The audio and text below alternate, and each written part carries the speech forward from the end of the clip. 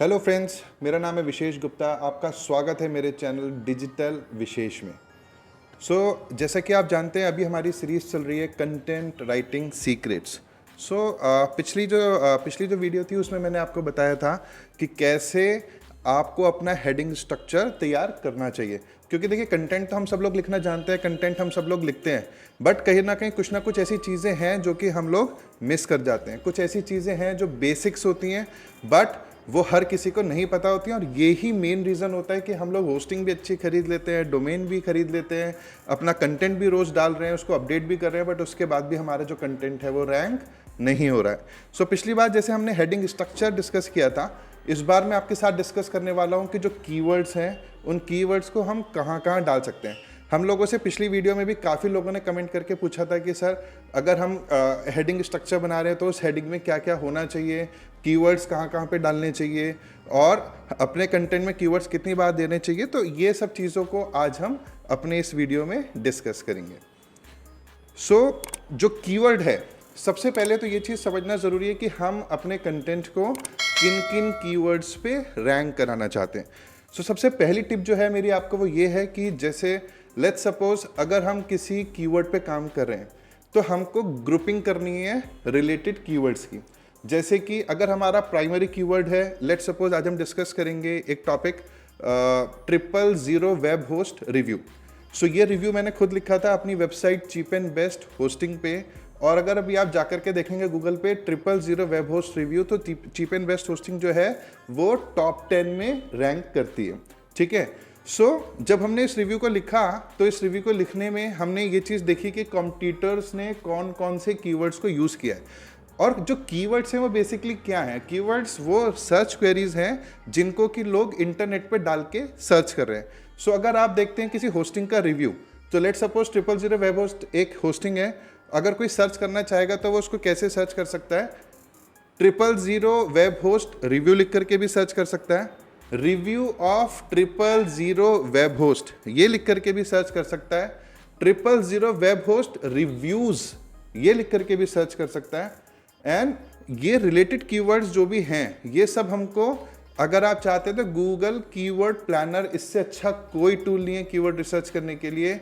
Related keywords को आपको Google खुद बताता है। वो चीज़ आप जैसे ही अपने रिलेटेड कीवर्ड्स को पुल आउट कर लेते हैं, तो अब जो मेन टास्क रह जाता है वो ये रह जाता है कि इन कीवर्ड्स को अपना पूरा जो हमने 1,500 वर्ड्स का जो कंटेंट बनाया है, वो उसमें कीवर्ड्स को कहाँ कहाँ प्लेस करना है। इस चीज़ का आंसर देने के लिए आइए चलिए सबसे पहले हम चलते हैं अपनी डेस्कटॉप पे, अपनी लैपटॉप स्क्रीन पे मैं आपको लेकर के चलता हूँ। और यहाँ पे मैंने जो अपना आर्टिकल है 000 वेब होस्ट रिव्यूज़ को खोला हुआ है, और मैं आपको बताऊंगा कि मैंने कीवर्ड्स को कहाँ कहाँ कैसे कैसे प्लेस किया, सो दैट ये आर्टिकल आज टॉप 10 में रैंक कर रहा है। तो फ्रेंड्स, अब हम आ गए हैं अपनी लैपटॉप की स्क्रीन पे, और लैपटॉप की स्क्रीन पे अब मैं आपको दिखाऊंगा। ये देखिए, हमने Ctrl+F किया। अब हम देखते हैं कि हमने जो अपने कीवर्ड्स हैं 000 वेब होस्ट रिव्यू, जो कि एक टॉप 10 रैंक्ड आर्टिकल है, इसमें हमने अपने इस कंटेंट में कीवर्ड्स को कहाँ कहाँ प्लेस किया है। देखो, कंटेंट में जो कीवर्ड को प्लेस करना है ना, वो अपने आप में एक आर्ट है। जो आपका जो कीवर्ड है वो बिल्कुल नेचुरली कीवर्ड की तरह प्लेस होना चाहिए। ऐसा नहीं लगना चाहिए कि हमने कीवर्ड को स्टफ कर रखा है। ठीक है। वो चीज़ पहले होती थी, आज से 10 साल पहले, कि आप बहुत सारे कीवर्ड्स भर दो, ऊपर नीचे हर तरफ कीवर्ड प्लेस कर दो और आपका आर्टिकल रैंक कर जाता था। आज की डेट में कीवर्ड स्टफिंग मीन्स स्पैमिंग। ठीक है। जो आप कीवर्ड को जब आप किसी भी आर्टिकल में प्लेस करते हो तो बहुत स्मार्टली करना है, बहुत ज़्यादा बार नहीं करना है, और कीवर्ड्स के ग्रुप को ध्यान में देते हुए ही आपको उसमें डालना है। तो आपने जब सबसे पहले अपने कीवर्ड्स के ग्रुप्स बना लिए, उसमें हम प्राइमरी कीवर्ड की प्लेसमेंट सबसे पहले देखते हैं। तो 000 वेब होस्ट रिव्यू को जब हमने अपने इस आर्टिकल में प्लेस किया इस कीवर्ड को, तो आप देखो सबसे पहले हमने डाला है इसको इस हेडिंग में।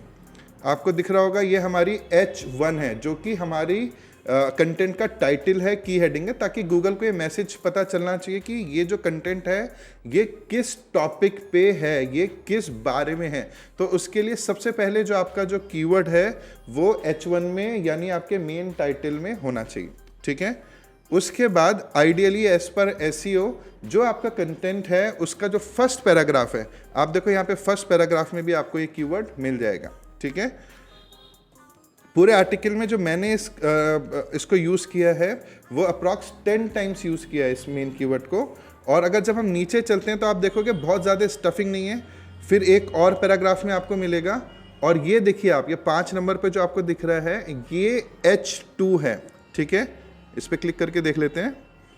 ये देखिए 000 वेब होस्ट रिव्यू, ये आपको दिख रहा होगा, ये एक सब हेडिंग है। तो हमने सबसे पहले एक प्राइमरी हेडिंग में यूज़ किया, एक सब हेडिंग में भी यूज़ किया, फर्स्ट पैराग्राफ में भी यूज़ किया, ठीक है। और देखते हैं नीचे कहाँ कहाँ पे यूज़ हुआ है।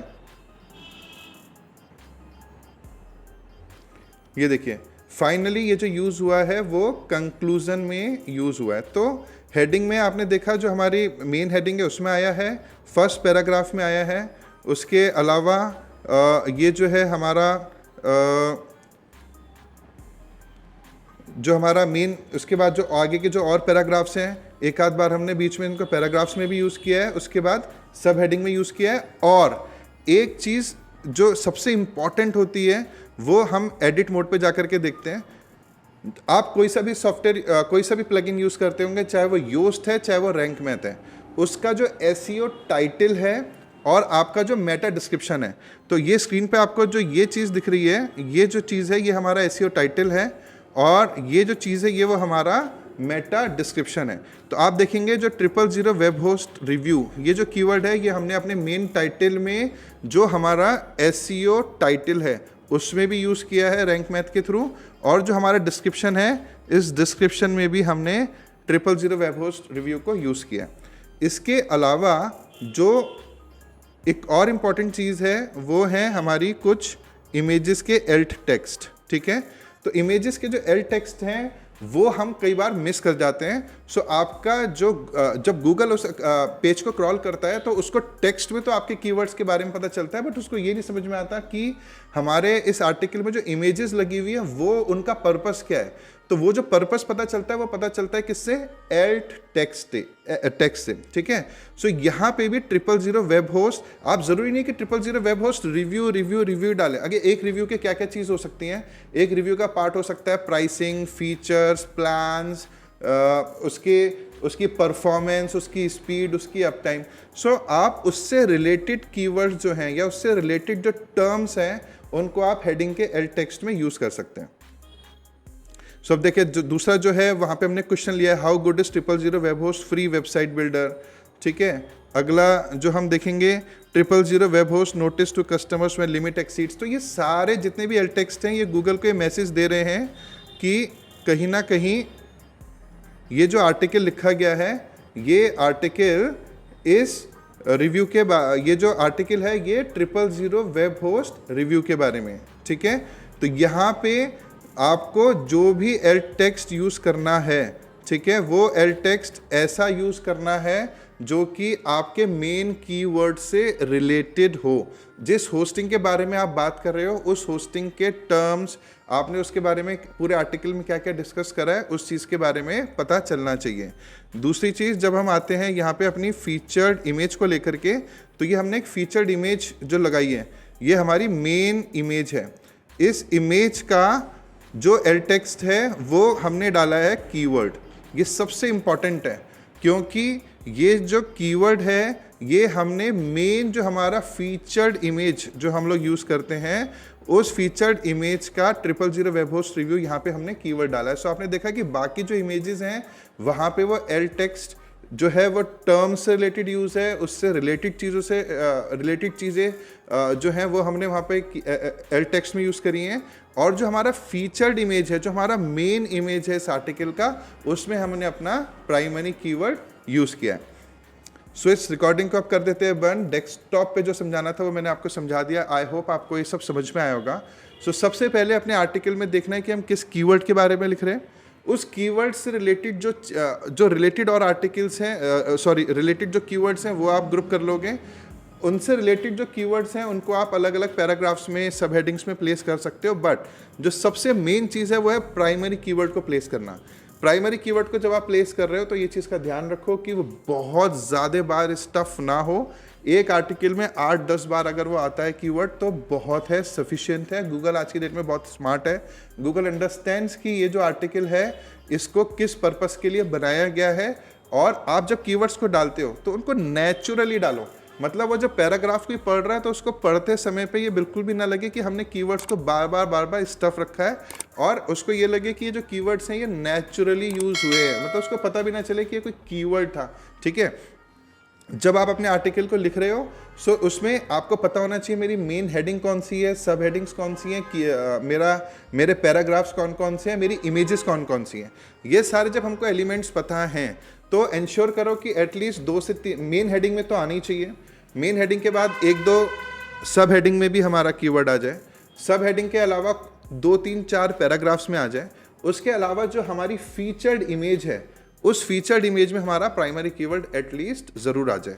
अगर आप इतना करते हैं तो आपका जो कीवर्ड से रिलेटेड जो आपका कन्फ्यूज़न है कि हमने कीवर्ड रिसर्च तो कर ली, आर्टिकल भी लिख लिया, बट इन दोनों का बैलेंस कैसे बनाएं, उस आर्टिकल में हम कीवर्ड्स को कहाँ डालें, आई थिंक अगर आप ये टिप्स को फॉलो करते हैं तो आपका आइडियली जो स्कोर है वो भी अच्छा आएगा, और आपका जो आर्टिकल जो रैंक होने वाली जो चीज़ है वो रैंक होने में कोई भी दिक्कत नहीं होगी।